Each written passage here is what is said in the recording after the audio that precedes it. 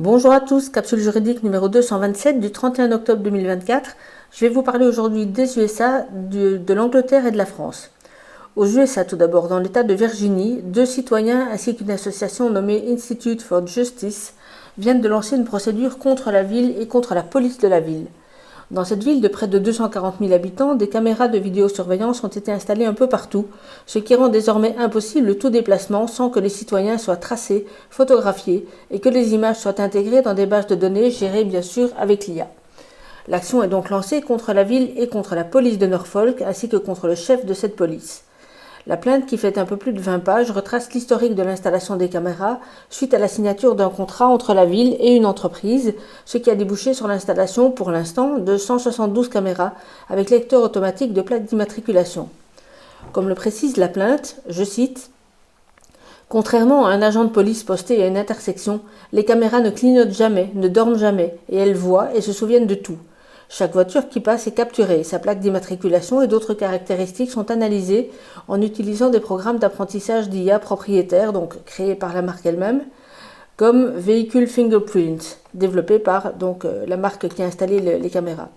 Toute cette surveillance crée un enregistrement détaillé de l'endroit où se trouve chaque conducteur à Norfolk. Toute personne ayant accès à la base de données peut remonter dans le temps et voir où se trouvait une voiture à tout moment pour un jour donné. Et il est possible de suivre les mouvements de chaque citoyen au moins sur les 30 derniers jours, créant ainsi une carte des déplacements du conducteur. En effet, le chef de la police s'est vanté que ce serait difficile de conduire n'importe où, quelle que soit la distance, sans tomber sur une caméra quelque part. À Norfolk, personne ne peut échapper aux 172 regards fixes du gouvernement, et le filet de la ville est en expansion. Le 24 septembre dernier, le chef de la police a annoncé son intention d'acquérir 65 autres caméras dans le futur. Fin de citation.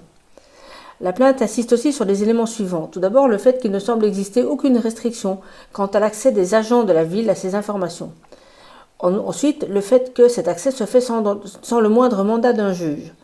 Le fait que les caméras prennent des photos et stockent les informations de chaque conducteur, suspect ou non. Le fait également qu'il n'y a aucune restriction sur la possibilité pour ces agents de télécharger les photos, ce qui permettrait donc une conservation au-delà du délai de 30 jours.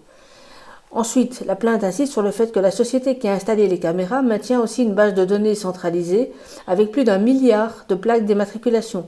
Et toute personne qui a accès à la base de données de la société peut ainsi accéder aux informations de la circulation des véhicules dans la ville.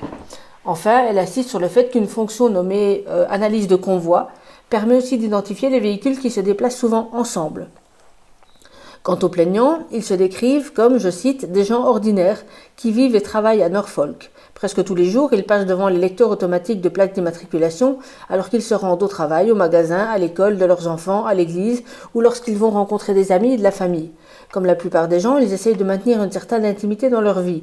Et ils trouvent effrayant que les 172 caméras fixes les suivent tout au long de leur journée, notant où ils sont et quand, et stockant leurs mouvements dans une base de données gouvernementale pour que tout agent puisse les voir. Fin de citation.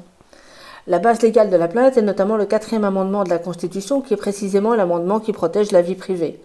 Outre la surveillance des plaques d'immatriculation, les caméras permettent aussi, avec le logiciel installé, d'analyser les schémas de mouvement et de rechercher certaines cibles.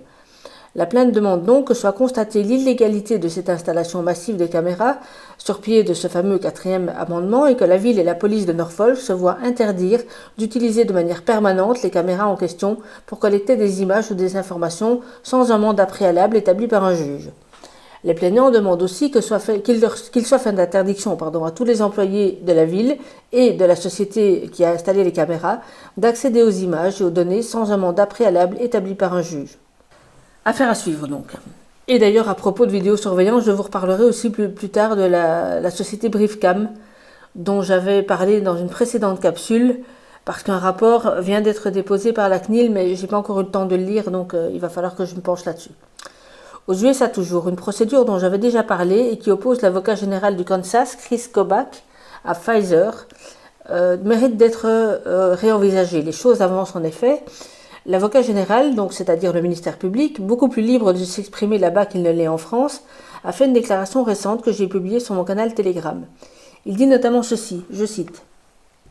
Pfizer était parfaitement conscient des nombreux risques pour les femmes enceintes et disposait d'informations non seulement sur le fait que le vaccin pouvait causer de graves problèmes aux femmes enceintes, mais aussi sur le fait qu'il existait des informations dès février 2021 sur 458 femmes enceintes et qu'il y avait des complications, notamment des fausses couches dans plus de 10% des cas. Fin de citation. Et quand le journaliste l'interroge sur la possibilité en conséquence de retenir aussi une prévention d'allégations trompeuses, l'avocat général Kobach répond, je cite à nouveau, « Le fait est que Pfizer a violé la loi sur la protection des consommateurs du Kansas. Et soit dit en passant, les 50 États ont tous une version de la loi sur la protection des consommateurs, et bien que le gouvernement fédéral ait accordé à tous les fabricants de vaccins l'immunité contre les poursuites délictuelles normales, dans le cas où une personne blessée poursuivrait l'entreprise en dommages et intérêts pour son préjudice, le gouvernement fédéral n'a pas donné aux fabricants de vaccins l'autorisation de déformer ou d'affirmer des choses qu'ils savaient être fausses lorsqu'ils essayent de promouvoir leurs produits, et c'est l'objet du procès. Il poursuit. Pfizer a fait de nombreuses fausses déclarations, notamment en affirmant que le vaccin était sans danger pour les femmes enceintes, alors que Pfizer était parfaitement conscient des nombreux risques pour les femmes enceintes. Et ils avaient en leur possession des informations non seulement sur le fait que le vaccin pouvait causer de graves problèmes aux femmes enceintes, mais ils avaient également des informations dès février 2021, c'est-à-dire quand même à peine 2 mois après le début des vaccinations, et je vous ai démontré dans une précédente capsule qu'en fait ils le savaient déjà bien avant. Donc je reprends, ils avaient des informations dès février 2021 sur 458 femmes enceintes et ils savaient qu'il y avait des complications, y compris des fausses couches, dans plus de 10% des cas. Et puis il termine, ce procès met également en évidence le degré d'ignorance des autres ministères qui continuent de promouvoir le discours sûr et efficace à l'échelle mondiale. Ajoutez à cela les preuves plus récentes de contamination de l'ADN dans des flacons de Pfizer et de Moderna et vous obtenez une bombe à retardement pour l'industrie pharmaceutique. Fin de citation, et à nouveau affaire à suivre. En Grande-Bretagne, un homme qui avait utilisé l'IA pour transformer des photos réelles d'enfants trouvées vraisemblablement sur Internet en images pédopornographiques vient d'être condamné à une peine de 24 ans de prison, dont 18 fermes et 6 de liberté conditionnelle, assortie d'une obligation de suivre un programme de soins ou de formation. L'information n'est pas très claire à ce niveau-là. L'IA générative est un outil. Son utilisation sera légale ou illégale selon la finalité recherchée.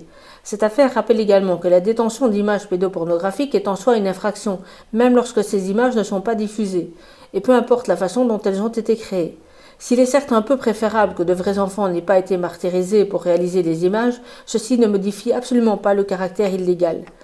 En outre, des policiers britanniques ont par le passé expliqué de façon très concrète que le temps passé par leurs équipes à trier les images pour savoir lesquelles sont vraies et lesquelles sont créées par l'IA est totalement préjudiciable à leur efficacité sur le terrain pour enquêter et sauver de vrais enfants.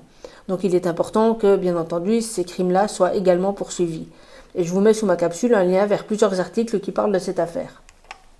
En France, à présent, un recours a été déposé par l'association Verity, aidée notamment par Christine Coton, devant le tribunal administratif. Ce recours est dirigé contre le directeur de la NSM, donc l'Agence nationale de la sécurité du médicament, et vise à faire retirer du marché les injections Covid de Pfizer et de Moderna.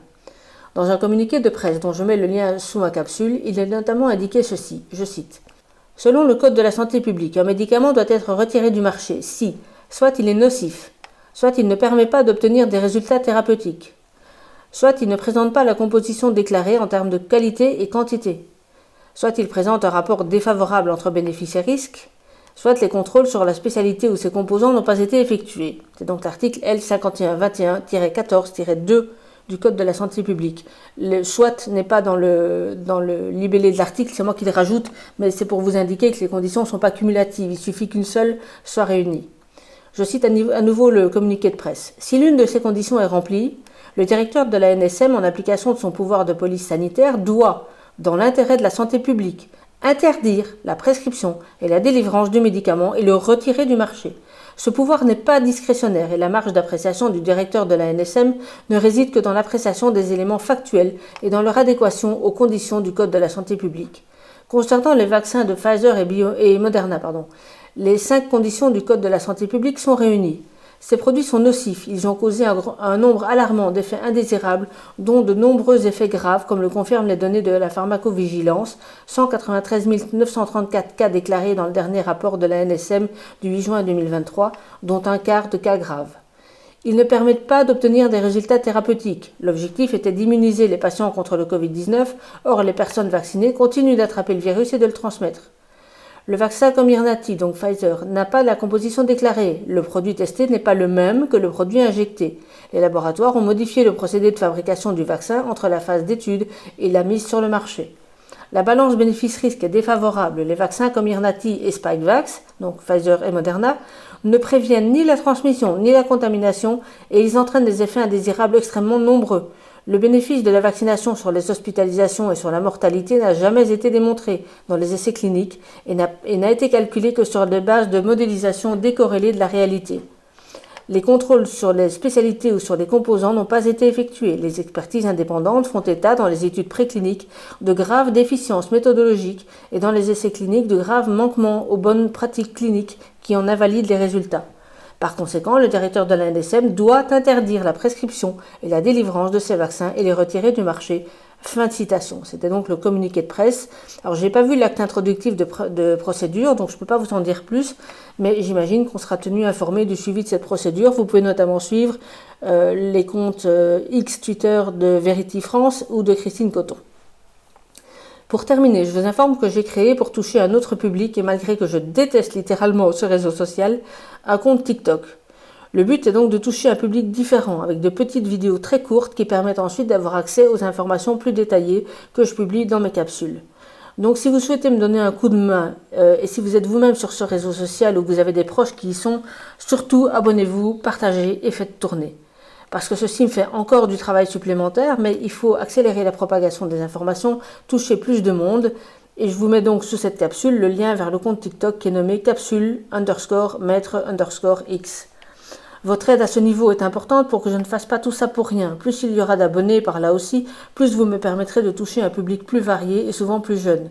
Ça a d'ailleurs fait beaucoup de rire mes enfants parce que je leur avais dit mais jamais TikTok. Donc s'il vous plaît, donnez-moi un coup de pouce pour m'encourager parce que là c'est vraiment un très très gros effort de mon côté. Du travail en plus puisque les vidéos sont courtes, qu'elles n'ont pas le même format, je ne peux pas me contenter de prendre juste un extrait. Il faut que je change le format, il faut que je le modifie et je suis obligée de fait d'en enregistrer en plus pour ce support-là.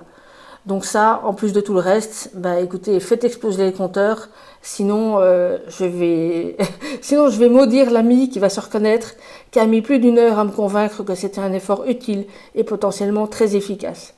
Voilà, donc à vous de jouer, je vous mets toutes les infos sous ma capsule comme d'habitude et je vous dis à bientôt. Tenez bon, au revoir.